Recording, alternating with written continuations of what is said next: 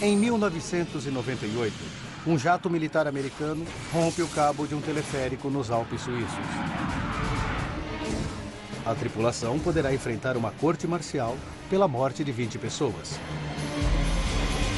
Os investigadores precisam descobrir como um voo de treinamento de rotina acabou em uma catástrofe. Teria sido um acidente causado por uma falha nos instrumentos ou o resultado de um passeio imprudente? Há grandes suspeitas de que o exército americano tentará proteger seus colegas a qualquer custo. Pela primeira vez, o navegador conta sua história. Não é que o avião dos fuzileiros navais tenha atingido água sem lei. Foi um massacre na neve. Tragédias não acontecem. Elas são desencadeadas por uma corrente de eventos importantes. Vamos solucionar as pistas e fazer a contagem regressiva para os segundos fatais. Segundos fatais. Colisão nos Alpes. Dia 3 de fevereiro de 1998, 13h13 da tarde. O jato Prowler da Marinha Americana sobrevoa as montanhas Dolomite, na Itália, em baixa altitude.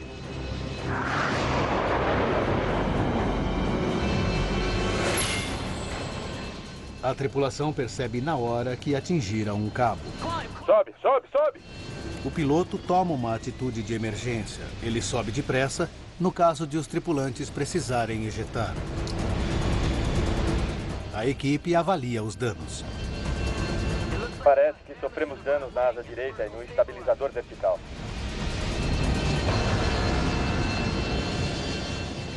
Para piorar, o combustível está vazando.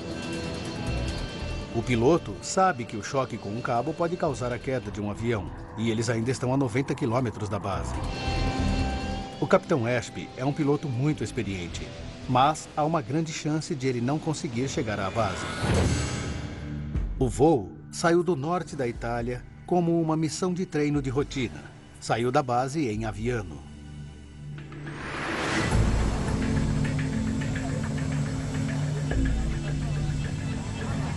Hey, Schweitz. 13 horas. O piloto, o capitão Richard Ashby, se prepara para decolar. Essa será sua última missão com o esquadrão, pois ele fora promovido a piloto de caça. Hoje nós vamos sobrevoar alguns picos, lagos, e há várias pessoas praticando hang glider. O navegador, capitão Joe Schweitzer, 1.500 metros. é quem planeja a rota e guia o piloto sobre o difícil terreno. Depois vamos para o sul, ao longo dessas cristas e vales. O Prowler é um jato com 4 assentos, e nos assentos de trás estão os capitães Rainey e Seagraves. Alguma pergunta? Não. Em uma missão operacional, seu papel é lidar com os dispositivos e sistemas eletrônicos. Vamos lá, sorria. Eles fazem parte de um esquadrão da Marinha Americana destacado pela OTAN para voar sobre os céus da Bósnia castigados pela guerra. Se atacado, a única defesa do Prowler é voar depressa e baixo. E é o que eles estão treinando hoje. Eu adoro voar baixo porque é onde eu posso fazer o meu trabalho. Eu controlo uma parte do voo e adoro esse terreno. Eu gosto de fazer isso e imaginar onde estamos e fazer a coisa funcionar. 2h34. O Prowler EZ-01 se aproxima da pista. EZ-01 podem decolar.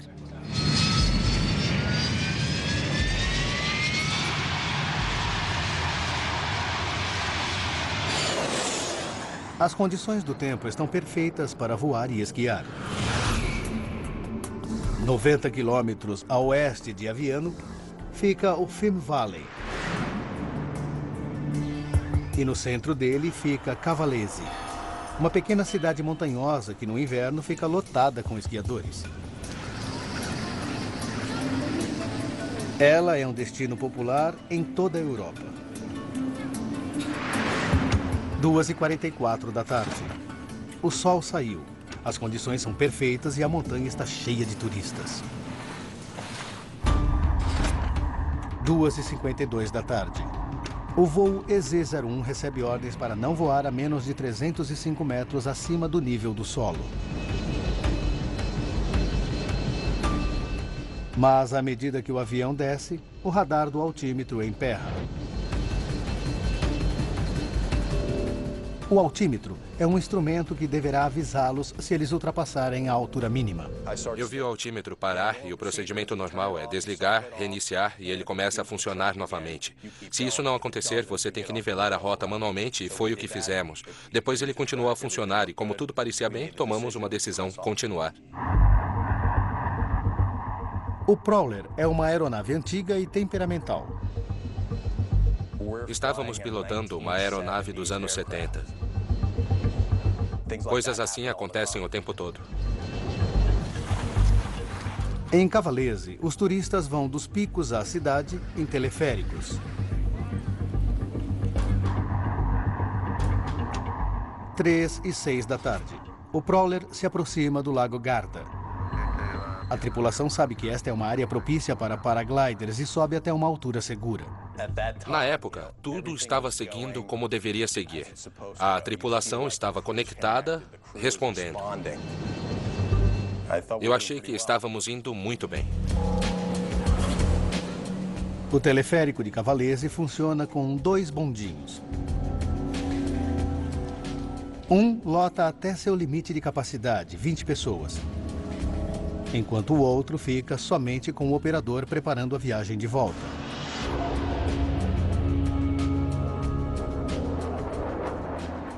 O EZ-01 entra em Film Valley.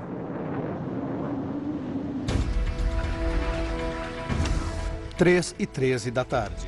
O teleférico lotado está a mais de 100 metros do chão.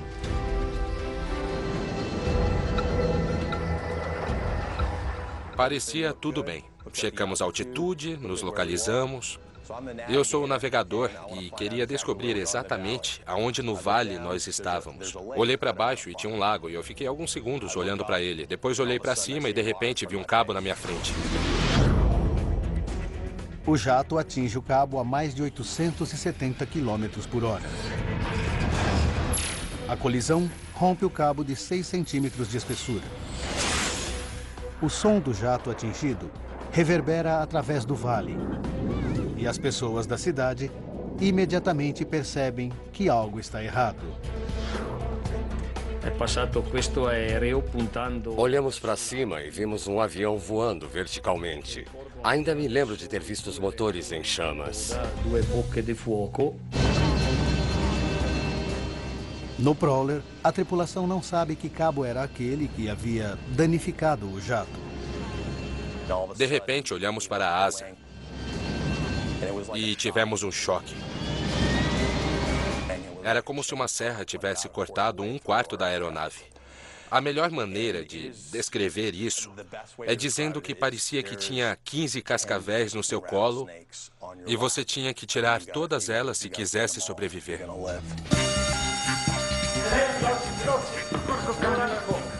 Em Cavalese, os bombeiros entram em ação.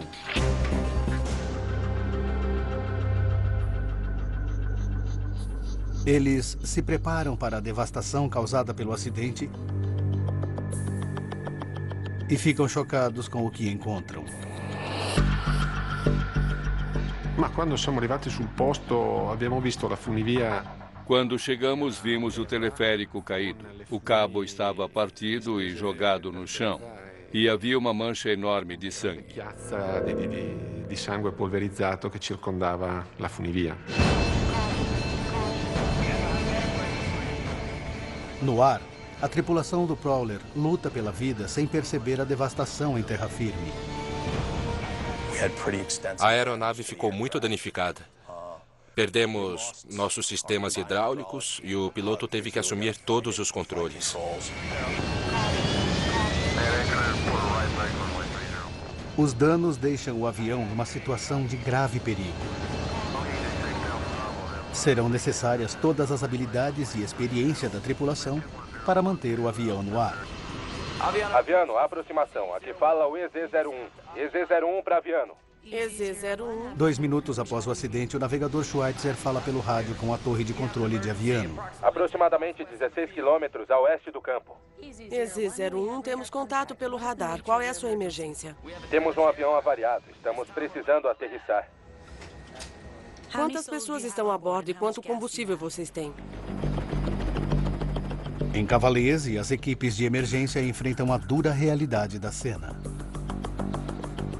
Poi alla fine, purtroppo, quella corsa... Infelizmente, apesar da velocidade de nossa resposta, não havia nada que pudéssemos fazer por eles. Sono servite a poco perché purtroppo le persone... Porque os ferimentos dos passageiros do teleférico, quando atingiram o solo, eram muito sérios. Gravissime lesioni causa proprio l'impatto forte sul terreno. Não há sobreviventes entre os destroços. O Prowler ainda está a 10 quilômetros da base e o medidor de combustível está baixando rapidamente. O combustível é a vida do avião. Se você perde combustível, o sistema hidráulico não funciona. Os sistemas hidráulicos alimentam os controles de voo do jato e seu trem de pouso. A tripulação não tem como saber se conseguirá levar o avião de volta à base. A aeronave danificada quase não consegue mais voar e a tripulação sabe que as chances estão contra eles. Nós fizemos literalmente tudo o que podíamos para fazer aquele avião voltar a funcionar. À medida que o Prowler se aproxima da base, a tripulação não consegue dizer se seu trem de pouso está funcionando.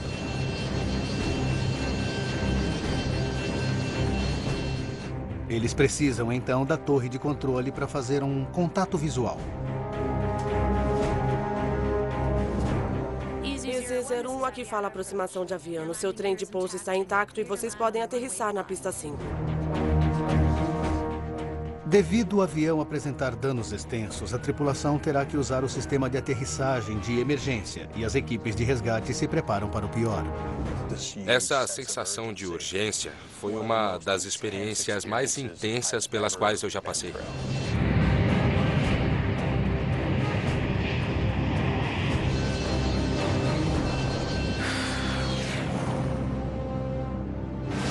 Eu estava vivo.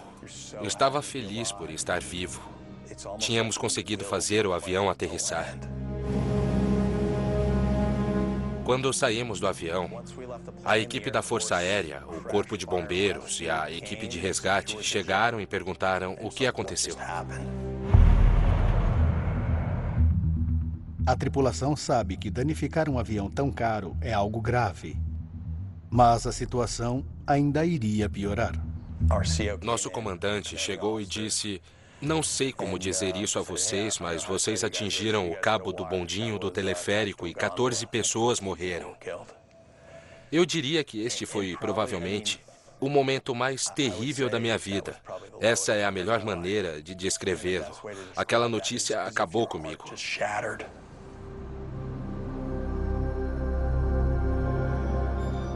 À medida que os corpos vão sendo identificados, o número de vítimas sobe para 20.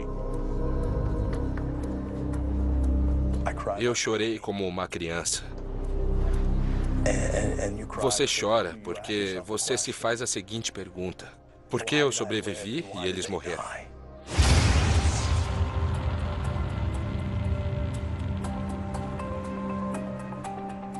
Na manhã seguinte, o acidente se torna um grave incidente internacional.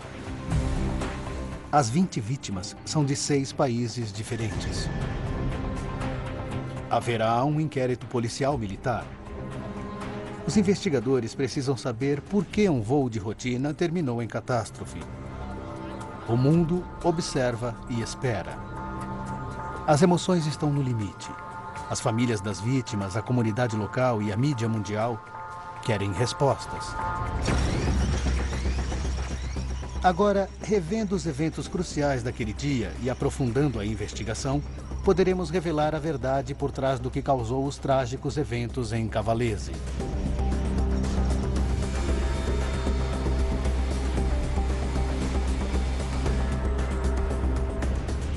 Um incidente envolvendo os fuzileiros navais americanos está sob a jurisdição do Serviço de Investigação Criminal Naval.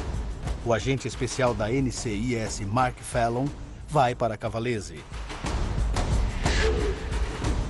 Ele quer começar com as evidências físicas do jato danificado, mas a revolta da comunidade local ameaça atrapalhar sua investigação. Estávamos preocupados com a segurança da tripulação. Estava havendo protestos contra os Estados Unidos na época, com carros sofrendo a ação de vândalos. Acredito que alguns carros foram explodidos na época. A segurança, então, dos cidadãos americanos e dos membros do serviço americano na área, principalmente da tripulação, era o mais importante. O incidente está em todos os jornais. A mídia estava esmagando a gente. Uma das palavras de que me lembro dizia joke, que significa brincadeira. Quer dizer que achavam que estávamos brincando. Não é que o avião dos fuzileiros navais tenha atingido águas sem lei. Foi um massacre na neve. Espalha-se a suspeita de que a tripulação fora descuidada e que o exército americano ia tentar abafar o incidente. Na época, o sentimento, o clima era de que os Estados Unidos iam tentar abafar a investigação e que eles não iam responsabilizar os fuzileiros. A suspeita apenas aumenta quando o comandante supremo americano, na Europa, toma a surpreendente e inédita decisão. Ele tira a investigação das mãos da NCIS e passa para os fuzileiros navais. O general dos fuzileiros navais, o general Mike DeLong, ficou sendo, então, o responsável pelo comando do Conselho de Investigação do incidente. Os fuzileiros navais agora são os responsáveis pela investigação, mas eles ainda precisam de profissionais como os da NCIS, como Mark Fallon.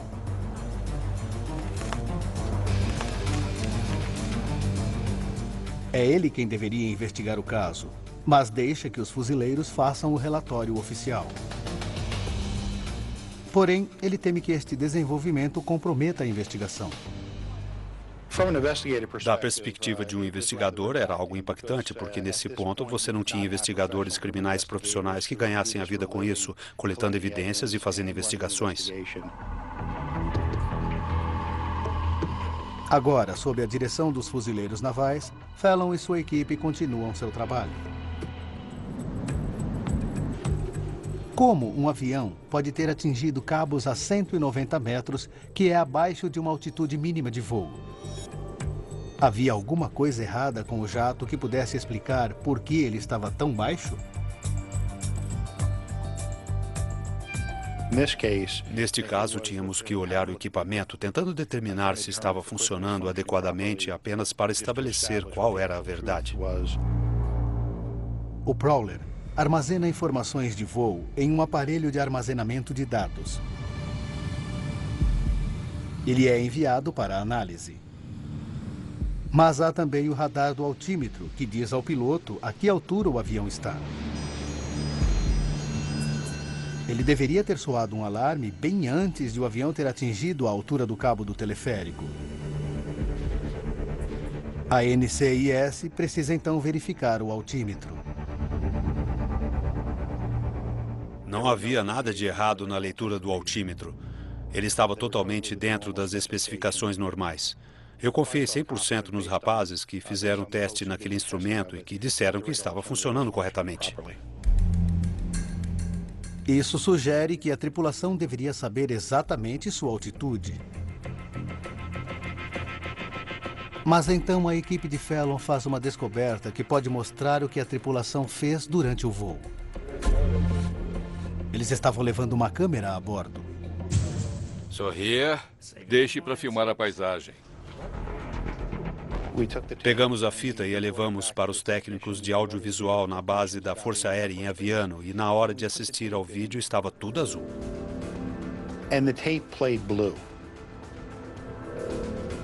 Ou a fita está vazia, ou foi apagada. A tripulação nega ter usado a câmera.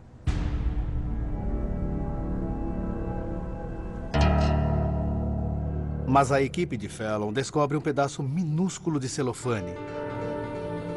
Esse celofane contradiz a história da tripulação. Era um pedaço de celofane que parece ter saído da fita de vídeo. E para um investigador experiente como Fallon, isso não faz sentido.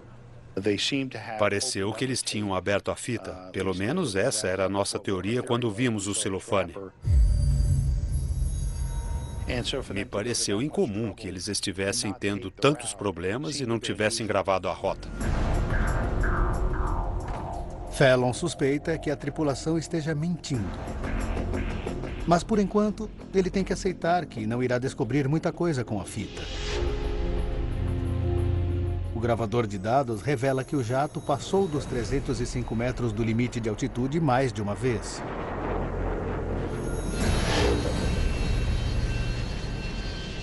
Também mostra que o capitão Ashby excedeu os 830 km por hora da velocidade limite.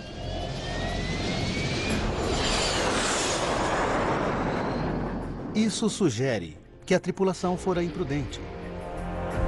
Mas pode haver outras evidências. E Fallon refaz a rota.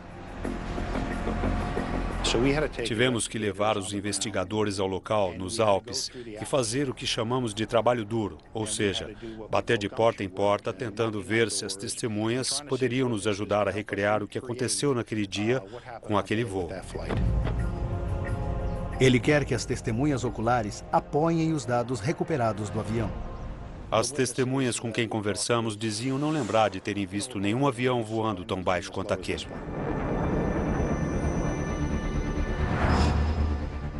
Os dados do voo e os relatos das testemunhas parecem sugerir que o jato voou abaixo de sua altitude mínima e além do limite de velocidade. Essa tripulação e o capitão Ashby tentaram pilotar o jato o mais depressa possível e o mais baixo possível. Infelizmente, houve algumas consequências catastróficas. As evidências até agora fazem a tripulação parecer imprudente, mas isso não é o fim da linha. As descobertas de Fallon são entregues aos fuzileiros navais e poderão ajudar a formar a base para quaisquer acusações criminosas. Como é comum em acidentes com fuzileiros navais, o coronel Thomas Blickendorfer dá início a uma investigação interna. Foi uma investigação privilegiada. Os pilotos falaram abertamente, fizeram afirmações e tudo isso aconteceu dentro do Departamento da Administração de Segurança. O que significa que o que quer que eles tenham dito e feito não poderia ser usado contra eles em nenhum tribunal. Uma investigação como esta deveria ficar somente sob o conhecimento da Marinha. Mas a situação agora está se transformando num incidente diplomático internacional e chega à Casa Branca. I told the Prime Minister of Italy, and I'll tell you, I will do everything I can to find out exactly what happened and take appropriate action and to satisfy the people of Italy that we have done the right thing. O presidente Clinton ligou para o primeiro-ministro italiano naquela manhã, logo cedo, dando seus pêsames.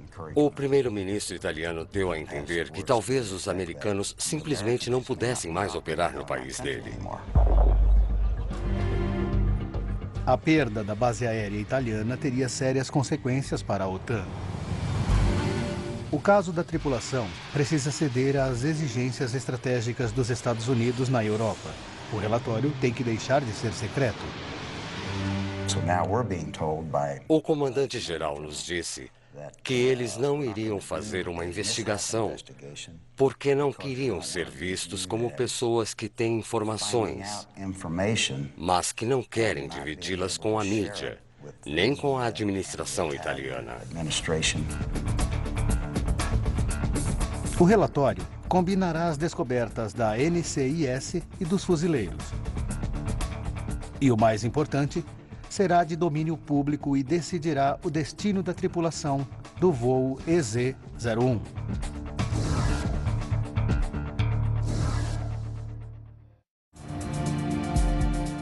O coronel da Marinha, Thomas, tem todas as evidências descobertas pela NCIS.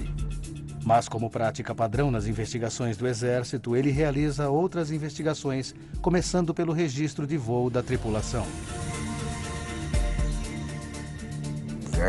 Eles tinham uma reputação excelente, eram trabalhadores, muito conscientes, nenhuma tendência para atitudes imprudentes nem nada parecido. O piloto, Capitão Ashby, havia sido recentemente escolhido para o programa F-18, o que significa que ele havia sido escolhido entre centenas. Os registros da tripulação mostram que eles são experientes e proficientes, mas o voar em baixa altitude é uma habilidade para a qual os pilotos precisam treinar regularmente. Você precisa treinar esse tipo de voo quase todos os dias, apenas para se manter familiarizado com o movimento e velocidade do avião, para saber como se comunicar com o seu navegador. Se você não treinar continuamente, você perde a proficiência para fazer esse tipo de voo.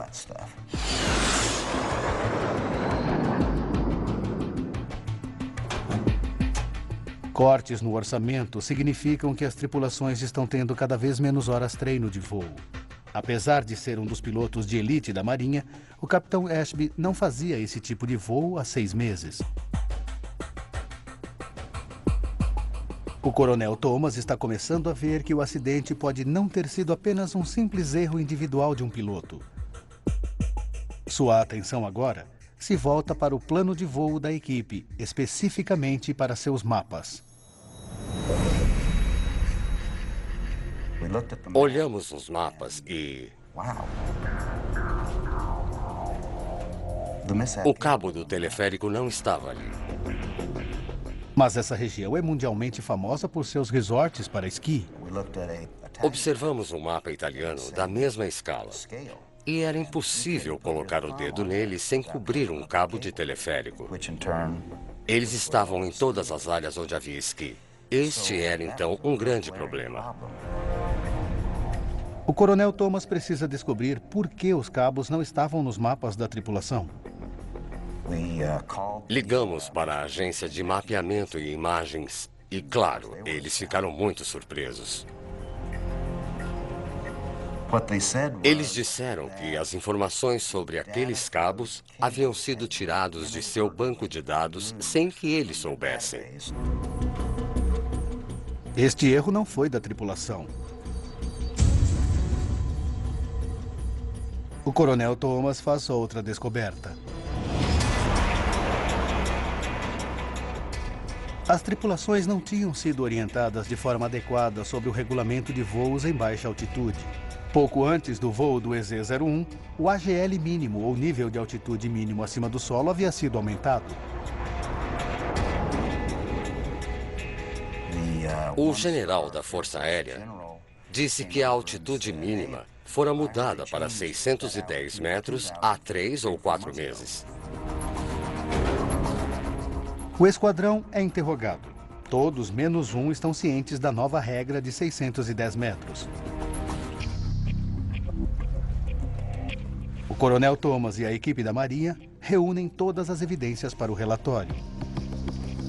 A investigação do agente Fallon, da NCIS, aponta para a negligência.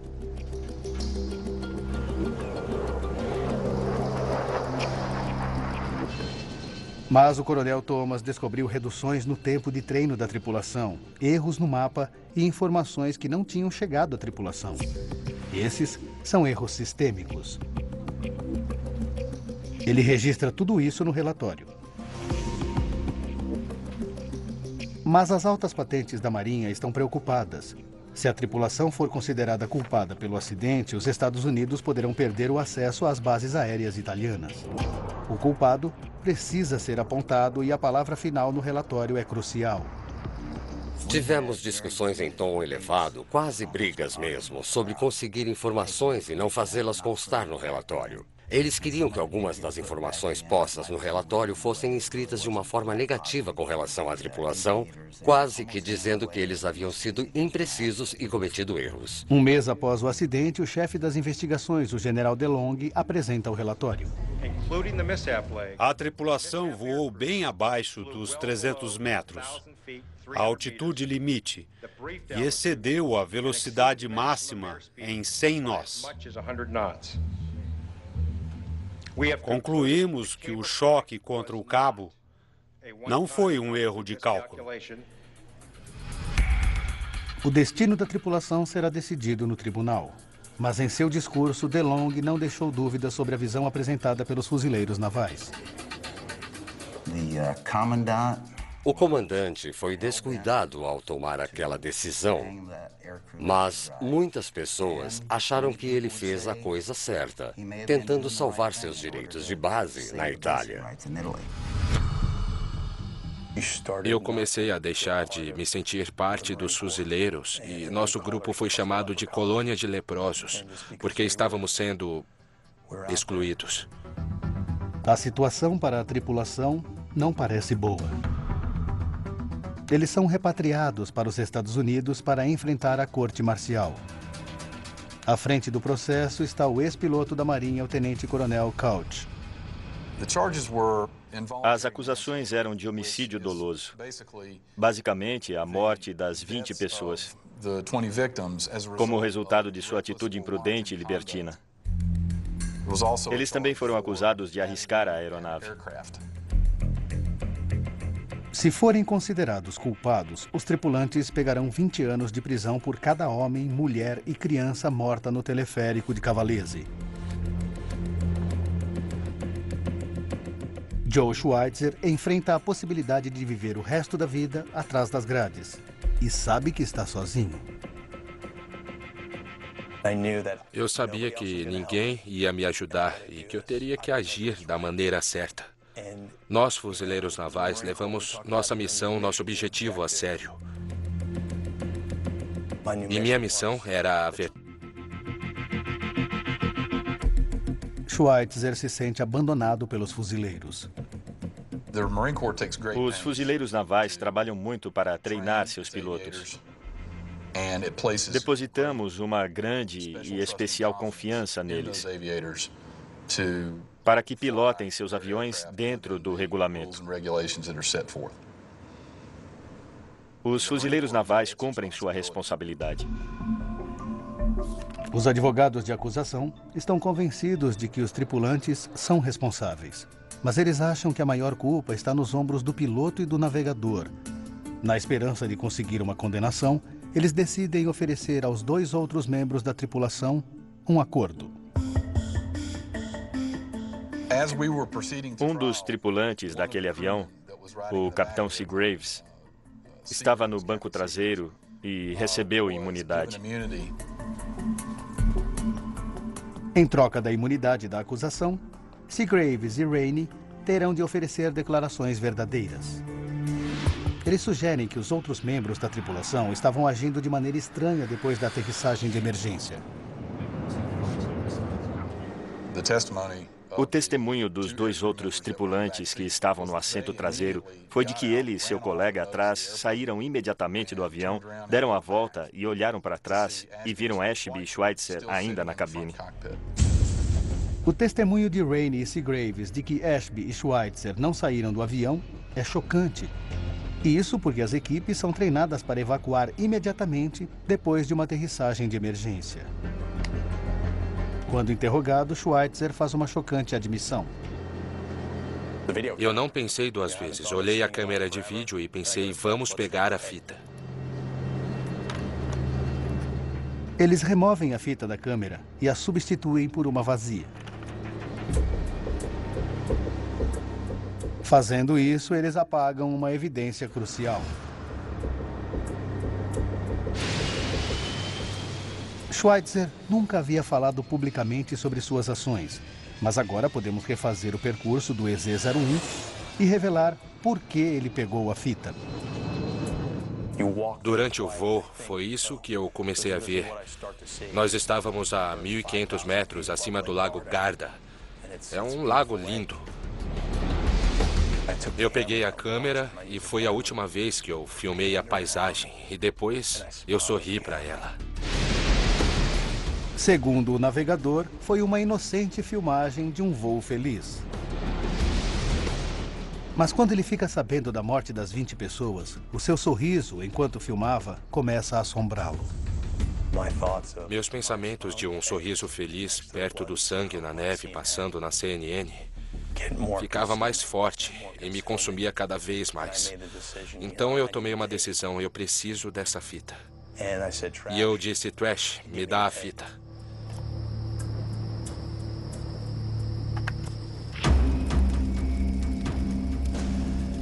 E no dia seguinte, eu destruí a fita. Schweitzer se certifica de que as imagens de seu sorriso nunca sejam vistas. Mas para Couch, as evidências do que aconteceu durante o voo EZ-01 haviam se perdido para sempre. Eu pensava, se não há nada de errado com o modo como aquele avião foi pilotado, por que então o capitão Schweitzer queimou a fita? Eu analisei seu treinamento como oficial dos fuzileiros. Se houvesse evidência e se ela tivesse sido destruída, aquilo já era uma confissão de culpa. A acusação acredita que se a tripulação tivesse voado de acordo com o regulamento, não teriam queimado a fita. Eles pretendem usar essa nova informação como prova adicional no julgamento. Um ano após a tragédia com o teleférico de Cavalese, tem início a corte marcial. A acusação argumenta que Ashby não teve desculpa para voar mais baixo do que a altura mínima permitida, 305 metros. Estávamos muito confiantes com relação às evidências, e nossa confiança vinha do fato de que havia uma restrição de 300 metros para essa aeronave, e a menos que a vida do piloto esteja ameaçada, a menos que a missão exija, o piloto deve seguir os regulamentos. Mas mesmo sem estar sob essas circunstâncias, ele estava a 300 metros. Se o capitão Ashby quiser evitar a cadeia, a defesa terá que explicar por que o jato dele voou abaixo dos 300 metros exigidos. Eles pedem, então, a ajuda de um ex-aviador especialista em orientação espacial, o Dr. Fred Peterson. Eu disse a eles que ficaria feliz em participar desse caso, que era parte de meu dever como oficial ativo. Mas disse a eles, tenho que dizer que talvez vocês não gostem das respostas que eu tenho. A área de especialidade de Peterson é a da percepção visual. Ele entende os complexos cálculos mentais exigidos de um piloto militar.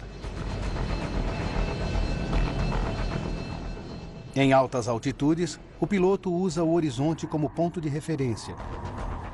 O horizonte fica a uma distância fixa do avião, portanto, ele permanece em uma altura constante em seu campo de visão.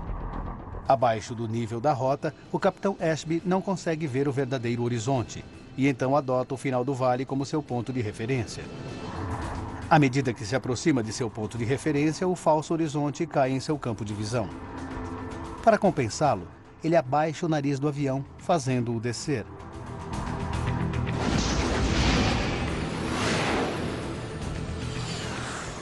Essa é uma reação instintiva e começa a fornecer uma explicação sobre o comportamento do piloto.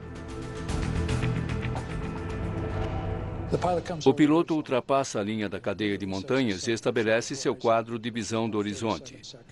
Para fazer o que precisa ser feito em cerca de 1 grau com o nariz para baixo da altitude, ele repete essa ação várias vezes sem ter consciência do que está fazendo. O altímetro deveria ter avisado a tripulação sobre sua descida, mas ele já tinha emperrado uma vez antes. Uma falha intermitente no altímetro pode explicar por que a tripulação do EZ-01 estava sobrevoando o Film Valley em baixa altitude, mas não porque eles atingiram um cabo do qual deveriam ter desviado.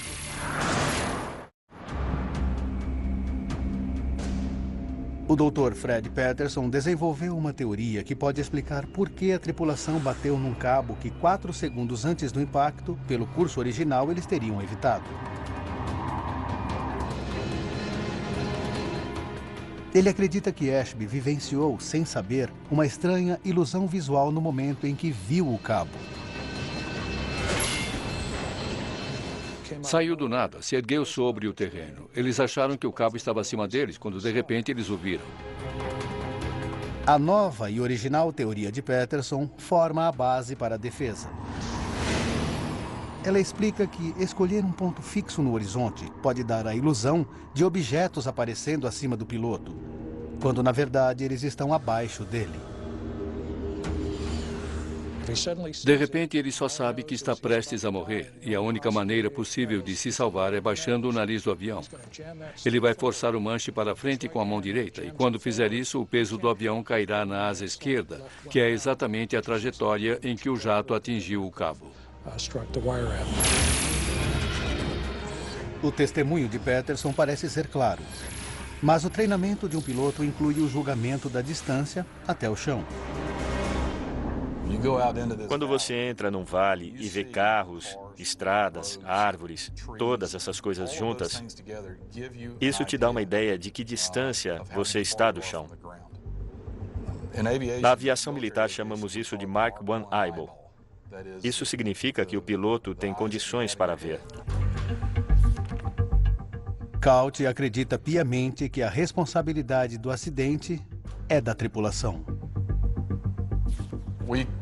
Nós, da equipe de acusação, chamamos isso de jogo de culpa. Eles queriam pôr a culpa na ilusão de ótica, queriam culpar a aeronave, queriam culpar o esquadrão por erro de informação. Nós, da defesa, estávamos tentando culpar tudo, mas a culpa maior estava nos ombros da tripulação, dos capitães Ashby e Schweitzer. A defesa argumenta que os fuzileiros navais devem aceitar a responsabilidade pela falta de treinamento e da informação que não chegaram até eles. O destino de Ashby é então decidido por um júri de fuzileiros navais, metade deles, pilotos. Eles levam apenas 7 horas para dar seu veredito. O capitão Ashby é considerado inocente de todas as acusações. Quando terminou, foi uma sensação maravilhosa, porque eu acho que nós conseguimos parte de nossa missão, que era dizer a verdade. O júri considera Schweitzer e Ashby inocentes. Para muitos, esta é a ocultação que a comunidade internacional temia. Há 2 pontos chocantes sobre esse caso. O primeiro é que este fato aconteceu. E o segundo é que o capitão Ashby foi perdoado por matar 20 pessoas. Na verdade, um dos membros do júri veio até mim depois do veredito e disse que pela primeira vez ele estava envergonhado como fuzileiro naval, pois sentiu que a justiça não foi feita. A fita destruída não foi esquecida. Ashby foi sentenciado a 6 meses de prisão por obstrução da justiça. Ele e Schweitzer foram afastados de suas funções de forma desonrosa. Eles são as únicas 2 pessoas que sabem o que aconteceu naquele voo, quando o EZ-01 deixou 20 turistas em seus últimos segundos fatais de vida. Mas uma coisa é certa.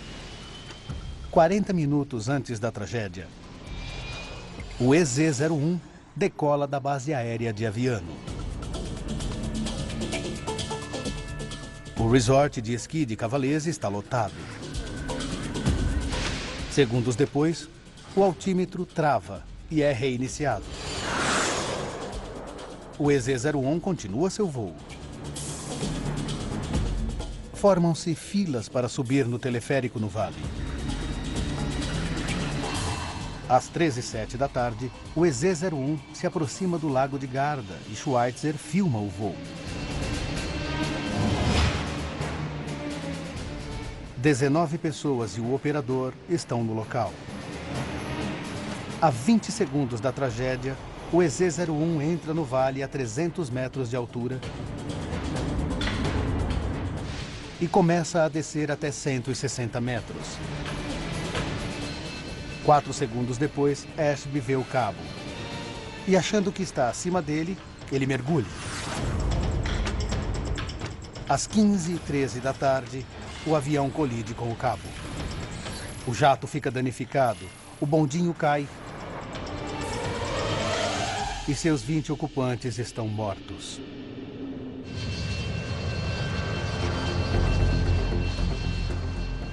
Aviano ainda é base da OTAN, mas os fuzileiros não estão mais lá. E até agora, ninguém foi legalmente responsabilizado pela tragédia. Versão Marshmallow São Paulo.